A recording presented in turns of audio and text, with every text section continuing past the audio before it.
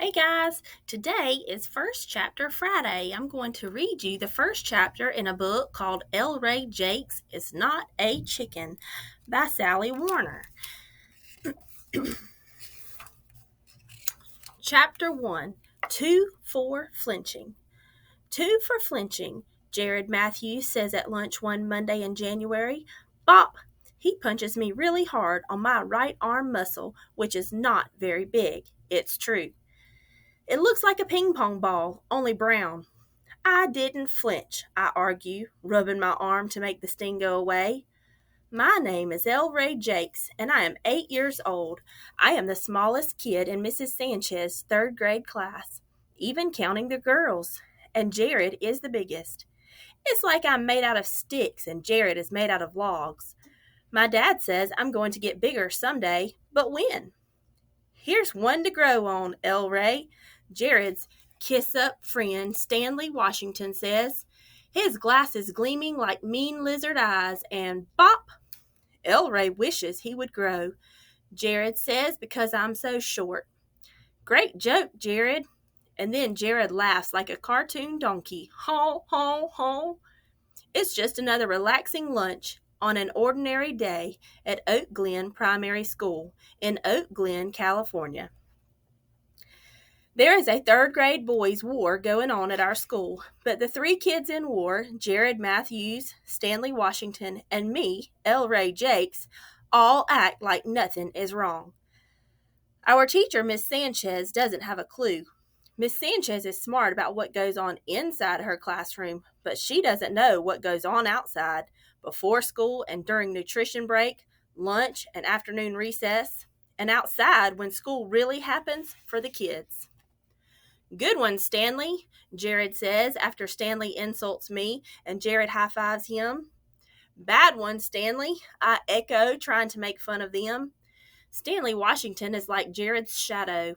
He wears glasses, like I said, and he has straight brown hair that flops over his forehead as if it has given up trying. Jared is chunky and strong, and he has frowning eyes, and his brown hair sticks up all over the place like a cat just licked it.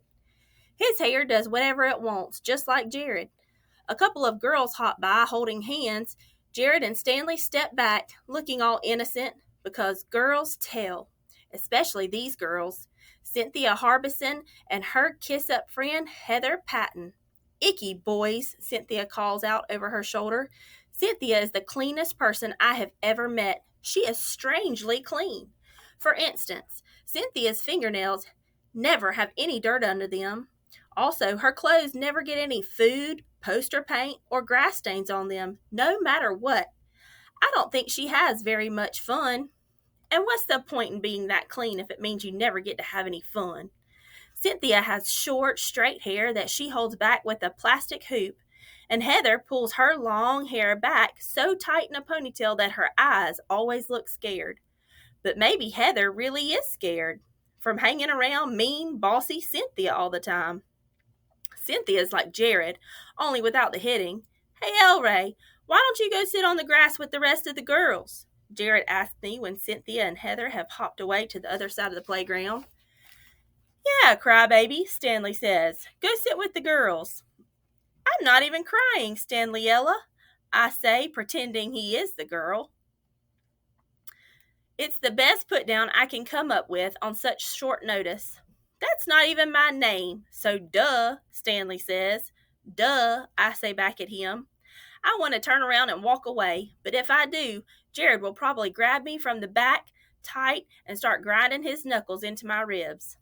This is one of his favorite things to do because from far away, you can't tell anything bad is going on. Jared's supreme goal is to make me cry someday in front of the entire class. So I have to wait for Jared and Stanley to be the ones to walk away first. I would rather be playing kickball with Corey Robinson and Kevin McKinley, who are my friends, but it's not exactly like I have a choice right now. Duh, I say again. I don't know why. Finally, the recess bell rings, and Jared gives Stanley a friendly pretend shove. And Stanley gives Jared a shove too, only not as hard because Jared is the boss. And they walk away without even looking at me, like I'm nothing. Come on, El Ray, Emma McGraw says as she skips with red-haired Annie Pat Masterson. We have Spanish this afternoon, and Miss Sanchez is going to talk about food. Taquitos, burritos, and enchiladas and stuff. Yum. Emma is the second littlest kid in our class, but she loves to eat. I think it's her main hobby. Hurry up, Annie Pat calls out, and she and Emma skip away. And so I hurry up, but I don't skip because boys just don't. Not at Oak Glen Primary School anyway, and probably not anywhere. Not when they have arm muscles the size of ping pong balls. All right, that's the end of chapter 1, and the little review on this book says, Ellie Jakes may be the smallest kid in Miss Sanchez's 3rd grade class, but he has a big personality, and he's not going to let Jared, the biggest kid in class, call him a chicken or get in the way of a trip to Disneyland. All El Ray can do is stay out of trouble for 1 week and keep away from Jared. The question is, can he do it? So we have lots of these books on our shelves in the library. These books are a reading level of 4.8. So that's about a 3rd or 4th grade level. And if you are taking AR tests, these are 2 points per book. So check out this little collection on the shelf in the junior fiction section by Sally Warner on the W shelf. And this might be something new that you might want to read.